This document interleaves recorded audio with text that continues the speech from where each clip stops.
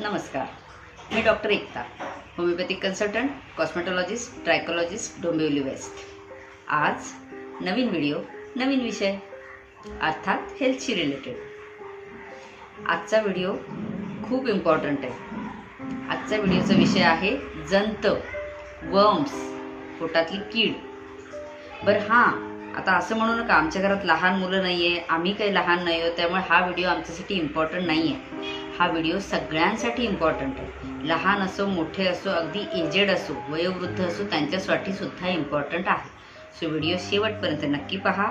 आवडल्यास लाईक करा, सबस्क्राईब करा आपल्या यूट्यूब चॅनलला आणि शेअर मात्र नक्की करा सगळ्यांना, जेणेकरून इतरांना सुद्धा आपल्याला आजाराबद्दलचं नॉलेज देता येईल, ज्ञान वाढवता येईल, अज्ञान कमी करता येईल आणि त्यांना पण आजारापासून लांब ठेवता येईल। तर बघा, जंत कसे होतात, का होतात, आपल्या पोटात येतात कुठून? जन्मतः बाळाच्या पोटात जंत नसतो ना, मग सुरुवात कशी काय होते? जंत पहिली गोष्ट तर खराब पाणी, खराब जेवण आणि माती या गोष्टींमधून होतं। मग आता खराब पाणी म्हणजे कुठलं पाणी? पूर्वीच्या काळी जंतांचं प्रमाण खूप जास्ती असायचं, आता ते कमी आहे। का कमी आहे? त्याच्यामागे काही हीच कारणं आहेत। पूर्वीच्या काळी नदीतलं पाणी प्यायला वापरायचे, कपडे धुवायला, आंघोळीला। मग वॉटर पोल्युशन किती कसं होत होतं हे सगळ्यांना माहिती। मग ह्या पाण्यामुळे जे खराब पाण्यामध्ये जे जंताची अंडी असतात, अंडी एवढी लहान असतात तुमच्या डोळ्यांना दिसणार नाही, सुईच्या टोकापेक्षा पण लहान असतात, ती मायक्रोस्कोपमध्येच दिसू शकतात। मग डोळ्यांना दिसत नाहीत म्हणून ती जागा स्वच्छता आहे सगळंच असं नाहीये। मग ह्या खराब पाण्यामधून पूर्वी जंतांचं प्रमाण जास्त वाढत होतं, पण असं नाही आहे। आता आपण शहरात राहतो, नळाचं पाणी पितो, हायजीन पाळतो, ह्याचा अर्थ असं नाही की आपल्याला जंत होऊ शकत नाही। जंत कोणालाही होऊ शकतात। बरं, पालेभाज्या खातो, भाज्या खातो, फळं खातो, सलाड खातो, फळं कच्ची खातो, सलाड कच्चे खातो। काही पालेभाज्या फॉर एक्झाम्पल कोथिंबीर ही वरून टाकली जाते, कच्चीच असते की नाही। मग ह्यांच्या पानांच्या खाली, फळांच्या देठांवर, सालीवर कुठे सुद्धा जंताचं अंड असू शकतं। आता आपण हायजीन पाळतो, स्वच्छ धुवून घेतो म्हणून ते प्रमाण कमी आहे, पण ज्यावेळेला मूल लहान असतं, पहिलं रांगायला लागतं, पहिलं फरशीवर रांगतं, ते जमिनीवर रांगतं, ते अर्थातच त्याच्या हाताला धूळ लागते। मग ती त्याच्या हाताला धूळ जर लागत असेल तर तिथपासूनच सुरुवात होते ना पोटामध्ये इन्फेक्शन जायची। दरवेळेला तो रांगतो किंवा खेळणी घेतो, तोंडात घालतो खेळणीत, बोट चोखतो, बऱ्याच गोष्टी असतात अशा। प्रत्येक वेळेला तर आपण हात स्वच्छ धुतलेले नसतात, ग्लोव्ज घालतात काही जण बोट चोखतंय म्हणून, पण मग तरी सुद्धा ते ग्लोव्ज सकट बाळ तोंडामध्ये घालतं हात। मग अशा वेळेला तिथून सुरुवात होते पोटामध्ये पॅरासाइट्स, वर्म्स चे अंडी वगैरे जायचे। पाणी उकळून पाजतो बरोबर आहे, पण आजूबाजूच्या हायजीनचेही राहतो इश्यू। आणि एक जंत पोटात गेला ना तर त्याला व्यवस्थित ट्रीटमेंट नाही दिली टायमात तर तो बरेच महिने किंवा बरेच वर्ष पण राहू शकतो। तसंच आता मोठ्या माणसाचं झालं, मग ते आता जंत आपण म्हणू 1.5 वर्षाचं असताना, 2 वर्षाचं असताना जंताचं औषध दिलं, त्याच्यामुळे आता जंत नसतील। कितीतरी पेशंट येतात, ते म्हणतात मॅडम लहानपणी घेतलं होतं जंताचं औषध, त्याच्यानंतर कशाला हवंय? आता नाही जंत वगैरे, आम्हाला नाही येत जंत। पण जंत नाही येत किंवा तुमच्या ॲनसमधून येत नाही आहेत बाहेर, याचा अर्थ पोटात जंत नाही येत असं होत नाही। सलाड आपण व्यवस्थित धुवून खातो, फ्रूट्स व्यवस्थित धुवून खातो, पालेभाज्या धुवून खातो, पण कधी कधी त्याच्या मध्ये कधीतरी कणभर 1% चान्स तरी राहतो की इन्फेक्शन काहीतरी असू शकतं। काही जेवण आपण हाफ कुक करतो किंवा हॉटेल्सला जाता, तुम्ही टपरीवर जाता, ढाब्यांवर जाता, तिथे खरंच सगळीच हायजीन असते का हो? पाणी सगळं स्वच्छ असतं का? आता आपल्या एरियात तर बघता आपण, टँकरने पाणी बऱ्याच ठिकाणी पोचवलं जातं, बऱ्याच सोसायटीजना, बऱ्याच बिल्डिंग्सना टँकरचं पाणी जातं। मग त्या पाण्यामध्ये असू शकत नाही का इन्फेक्शन? नळातलं पाणी जरी आलं तरी त्याच्यामध्ये इन्फेक्शन असू शकत नाही का? सो वर्म इन्फेक्शन कुठेही असू शकतं। बाहेरून खेळून आलो, आता चला लहान नाही राहिलात, आता मोठे झालात तुम्ही, बाहेरून खेळून आलं, आपण मुलांना सांगतो हातपाय स्वच्छ धुवायचे, हातपाय स्वच्छ धुवा म्हणजे बाहेरचं इन्फेक्शन निघून जाईल, हे त्याच्या मागचं कारण असतं। पण ही मुलं जेव्हा बाहेर खेळत असतात तेव्हा कधी ऑब्झर्व केलंय का एकाने खाऊ आणला, एखाद्याने चणे आणले, शेंगदाणे आणले, कुरकुरे आणले, चिप्स आणलेत, काही आणलेलं असतं, पॅकेट आणलंय, सगळी मुलं तुटून पडतात त्यातलं थोडंसं खायला। मग ग्राउंडवर जेव्हा हे अशा वस्तू खातात, डब्या आणल्या जातात, टिफिन बॉक्सेस आणले जातात, तर दरवेळेला ते खायच्या आधी स्वच्छ हात ग्राउंडवर मुलं धुतात, पाण्याने धुतलेले असतात, साबण वगैरे सगळंच असतं तिथे. मग ती हायजीन आहे का? पोटात जातच असतील ना. मग कशावरून फक्त लहान मुलांनाच, घरात जी मुलं आहेत, रांगतायत मुलं, 1 वर्षाचे 2 वर्षाच्या आतली मुलं, त्यांनाच फक्त जंत होऊ शकतात आणि मोठ्यांना नाही. बरं, बाहेरून आल्यानंतर आपण हात धुतो, पाय बऱ्याच वेळा धुतले जात नाही. काही धुतात, काही म्हणतात शूज घातलेले होते, पॅक होते, पण धूळ बऱ्याच ठिकाणी असते. ही हातापायाची धूळ. आता घरामध्ये पण धूळ, तुम्ही एकदा कचरा काढला, फरशी पुसली, धूळ परत बसत नाही का? टेबलवर बसत नाही का? तुम्ही एखादा काळा पेपर घ्या आणि ठेवा तो 24 तास. दुसऱ्या दिवशी कचरा काढेपर्यंत तसाच टेबलवर ठेवून द्या किंवा फरशीवर ठेवून द्या आणि दुसऱ्या दिवशी बघा त्या पेपरवर धूळ दिसते की नाही तुम्हाला. सो सकाळी एकदा झाडलं पुसलं म्हणजे सगळा कचरा, धूळ गेली असं नाही, दिवसभरात परत धूळ पडत राहते. मग या धुळीसोबत कितीतरी कण असतात, जे जर्म्सचे असतात, वर्म्सचे असतात, पॅरासाइट्स असतात, किटाणू असतात. मग हे आपल्या लहान मुलांसोबतच नाही, मोठ्या माणसासोबत. खाली नोटबुक पडली, उचलली आपण, टेबलवर ठेवली, तेवढ्यात पटकन काहीतरी नाश्त्याचं डिश आहे बाजूला, पटकन खाल्लं, अरे पटकन काहीतरी रुमाल पडला खाली, घेतला, उचलला, परत त्याच हाताने खाल्लं. दरवेळेला धुतोच हात नाही ना. सो आपल्या पोटात सुद्धा वर्म इन्फेक्शन जाऊ शकतं. जर कधी एकदा आधीचं गेलेलं असेल तर ते बरेच वर्ष राहू पण शकतं. बरं, या वर्म्सचं मेन कारण काय आहे किंवा त्याची लक्षणं काय आहेत? आता बऱ्याच जणांचं लक्षण ठरलेलं असतं, मॅडम जंत पडत नाहीयेत, आम्हाला जंत नाहीयेत. असं नाही. जर तुमचं पोट फुगत असेल सारखं सारखं, अपचन होत असेल, ॲसिडिटी होत असेल, भूक लागत नाहीये, काही कारणं दुसरी पण आहेत, जसं तापात तोंड कडू पडतं, येऊन गेल्या ताप की तोंड कडू पडल्यामुळे भूक नाही लागत. पण काही कारणांमध्ये ही सुद्धा कारणं आहेत. खाल्लेलं अंगाला लागत नाहीये, छान छान खातोय, माझ्या मुलाला मी चांगलं खायला देते, दूध देते, ड्रायफ्रुट्स देते, चांगलं हेल्दी जेवण देते, protein rich, iron rich diet देते, पण वजनच नाही वाढत आहे, अंगालाच नाही लागत आहे, काहींचं HB कमी राहतो, रक्तच वाढत नाहीये. मग ह्याच्या मागे जंत हे सुद्धा एक कारण असू शकतं. हेच कारण आहे असं नाही, हे सुद्धा एक कारण असू शकतं. सो पोटाच्या बऱ्याच तक्रारी, पोटात दुखणं आहे, गॅसेस आहे, पोट फुगणं वगैरे आहे, अशा बऱ्याच तक्रारींमागे जंत हे एक कारण असू शकतं. त्यामुळे दुर्लक्ष करून नाही चालणार, लक्ष तिथे दिलंच पाहिजे.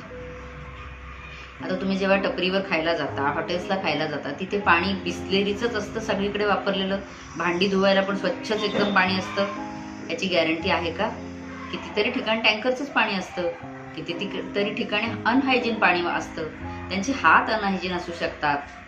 मग ह्या सगळ्यामध्ये तुमच्या पोटामध्ये नाही का वर्म्स जाणार, नाही का जंताची अंडी जाणार आणि वाढणारच आहेत पुन्हा जंत. बरं, जंतांमुळे बऱ्याच वेळेला, आता माझ्याकडे स्किनचे पेशंट जे बरेच येतात, त्यांना बऱ्याच जणांना विचारलं की हेच उत्तर असतं, मॅडम लहानपणी खाल्ली होती, आता काय गोळी करायची आहे? पण स्किन इन्फेक्शन आणि जंतांचा कनेक्शन आहे. बरं, जंत आता पोटात करतात तरी काय, हे पहिले समजून घेऊ. जंत किंवा जंताची अंडी आहे ना, पोटाचं जे आतडं असतं त्या आतड्याला चिकटून बसलेले असतात. मग ते चिकटून काय करतात, जसं आता प्राण्यांवर बघितलं असं तुम्ही, गोचिड वगैरे चिकटून बसलेले असते, किडे चिकटून बसलेले असतात, ते त्याचं रक्त पित असतात. ऊ चिकटून बसलेली असते. पूर्वीच्या काळात बऱ्याच जणांचे आपण बघितलेले आहे, उवा चिकटून बसलेले असतात, केसांना स्किनला डसून बसलेले असतात, ते रक्त पित असतात. तसं सेम पोटामध्ये जंताची अंडी काम करतात. ते पोटाच्या आतड्यांना चिकटून बसतात, ते आपलं रक्त ओढत बसतात आणि त्याच्यावर वाढतात ते. बरं, जंतांमध्ये पण प्रकार आहेत. काही जंत आहेत ते त्या रक्तावर वाढतात, काही जंत पोटाच्या आतड्यांना चिकटून असतात, पण ते आपण जे जेवण खातोय ना त्या जेवणावर वाढतात. मग जेवणातलं बरंचसं पोषण ते खातात. मग आपण किती पण हेल्दी खाल्लं तरी सुद्धा अंगाला लागत नाही, त्याच्या मागे हे कारण आहे. काही जण आहेत ते त्याच्यामध्ये ना जंत असे टॉक्झिन्स रिलीज बॉडीमध्ये करतात, अशी विषारी द्रव्य शरीरामध्ये रिलीज करतात, जे आपल्याला असा त्रास देत नाहीत, पण इम्युनिटी वाढवून देत नाही. पोटात जंत आहे म्हणून डायरेक्टली कुठलीही मोठी गोष्ट होत नाही, पण आपली रोगप्रतिकारक शक्ती कमी करून टाकतात. रोगप्रतिकारक शक्ती कमी झाली की इतर आजार बरे होण्यास वेळ लागतो. आणि स्किन सोबत मेन कॉन्टॅक्ट त्यांचा असतो, कारण हिस्टामाइन रिलीजचा जो प्रकार असतो तो डिस्टर्बच झालेला असतो. त्यामुळे आपल्या स्किनला खाज येणं, रॅशेस येणं, फंगल इन्फेक्शन्स होणं, स्किन आपण बघा आता समजा जर जंत पोटात असतील तर बऱ्याच वेळेला खाज यायचं प्रमाण वाढतं. स्किनला एकदा खाज आली, जरा जरी खाजवलं, भले तुम्ही अगदी रक्त येईपर्यंत त्याचं कट नसेल स्किनला मारला, तरी स्किनचं प्रोटेक्टिंग लेअर ब्रेक होतं. त्याचं कवर थोडंसं कुठेतरी स्क्रॅच पडलं ना तर बाहेरचं इन्फेक्शन स्किनला पकडतं आणि मग तिथून सुरुवात होते. कधी पिंपल्स येतात, कधी तुम्हाला फंगस इन्फेक्शन पकडतं, रिंगवर्म वगैरे आहेत ते होऊ शकतं, रॅशेस येतात, अर्टिकेरिया बसतात, बऱ्याच गोष्टी होऊ शकतात. पण मेन कारण वरून तर आहेच, पण मेन कारण पोटातून पण असतं. तुमची रक्तशुद्धी त्याच्यामुळे होत नाही, इम्युनिटी वीक होऊन जाते. त्यामुळे जंत पोटात नसणं हे बेस्ट.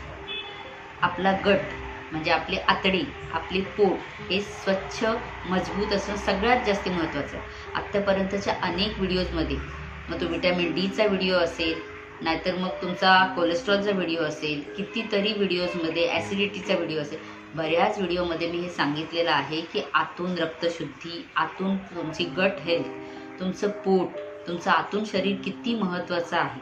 ते चांगलं असेल तरच एक्सटर्नली सगळं तुमचं छान छान राहतं. मग केस असो, स्किन असो, तुमची नेल्स असो, तुमचं डायबिटीज, BP जे काय आहे ते आतल्या इम्युनिटी प्रमाणे वरखाली होत राहतात.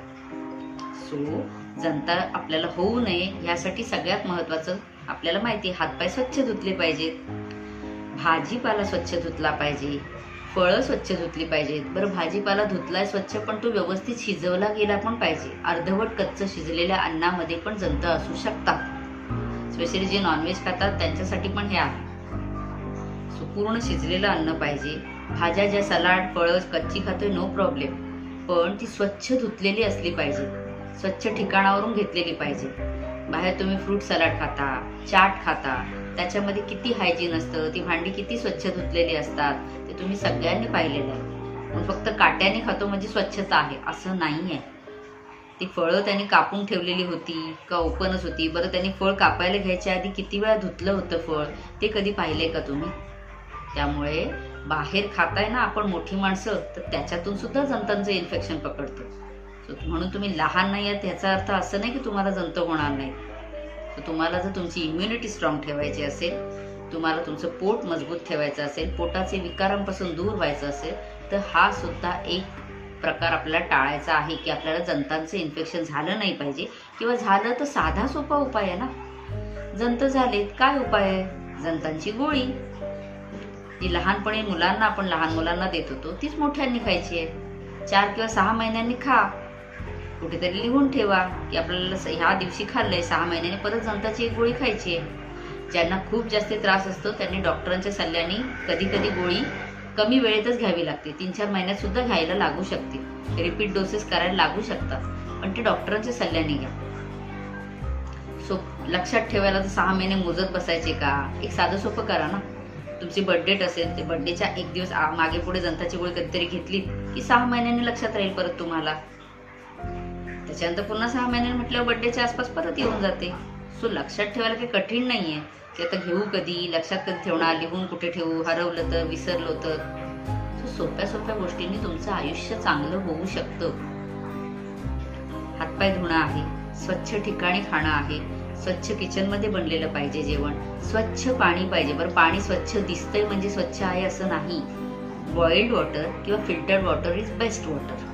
त्याच्यामुळे जंताचे इन्फेक्शन व्हायचे चान्सेस खूप कमी होऊन जातात. बरं, आपण अनवाणी चालतो बऱ्याच वेळा, म्हणजे काही जण गवतावर अनवाणी चाललेलं चांगलं असतं, आहे ना चांगलं, पण तिथून आल्यानंतर तुम्ही पाय स्वच्छ किती धुताय? ज्या पायपुसणीला पाय पुसताय ती पायपुसणी किती वेळा धुतली जाते? त्या पायपुसणीला परत आपण घरातले पाय पण कधी कधी पुसतो आणि परत घरातच फिरतो. ओला पाय पटकन पायपुसणीला पुसला आणि परत घरात फिरतो. आणि एखादी वस्तू पटकन खाली पडली, लहान मुलं चिप्स खाली पडला, उचलतात, तोंडात घालतात आणि मग गेलं ना पोटामध्ये इन्फेक्शन परत. सो ह्या छोट्या छोट्या गोष्टी आहेत की बाहेरून आल्यावर पाय सुद्धा स्वच्छ धुवायचे. पूर्वी म्हणूनच एक नळ बाहेर असायचा, घराच्या बाहेर असायचा की बाहेरून पाय धुवून मग घरामध्ये यायचं. आल्यावर हातपाय धुणं स्वच्छ ठेवलं पाहिजे. तुमच्या वस्तू असतील त्या पण स्वच्छ ठेवल्या पाहिजेत. कधीतरी त्या सॅनिटाईज सुद्धा केल्या पाहिजेत. स्पेशली लहान मुलांचे टॉयज सॅनिटाईज केले पाहिजेत. हात तुमचे स्वच्छ पाहिजे. मग ते ऑफिसमधून या, ग्राउंडवरून या, AC मधून सुद्धा आलात तुम्ही, कुठून ट्रेनमधून या, बरं, वॉशरूम बाहेर वापरतात, टॉयलेट्स बाहेर वापरतात, ते किती हायजीन असतात, तिथे सुद्धा इन्फेक्शन्स होऊ शकतात. त्यामुळे हायजीन हा सगळ्यात मोठा प्रकार आहे. आणि कधीही असं वाटलं की पोटाचे विकार सुरू झालेले, स्किनचे इन्फेक्शन सुरू झालेले, तेव्हा हे पण एक कारण कन्सिडर करायला पाहिजे. त्याच्यासाठी पण तुम्ही उपचार घेतला पाहिजे.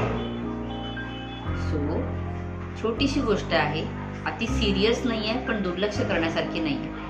सो जंत लहान मुलांनाच होऊ शकत नाही, मोठ्यांना सुद्धा होऊ शकतात. आणि त्याचं हायजीनसाठी काळजी आणि ते होऊ नयेत, जेवणाची काळजी ही लहानांनीच नाही तर मोठ्यांनी सुद्धा घ्यायची. खूप आजचा व्हिडिओ आपल्याला आवडला असेल. आवडला असल्यास लाईक करा, सबस्क्राईब करा आणि शेअर मात्र नक्की करा. व्हिडिओ पाहिल्याबद्दल थँक्यू.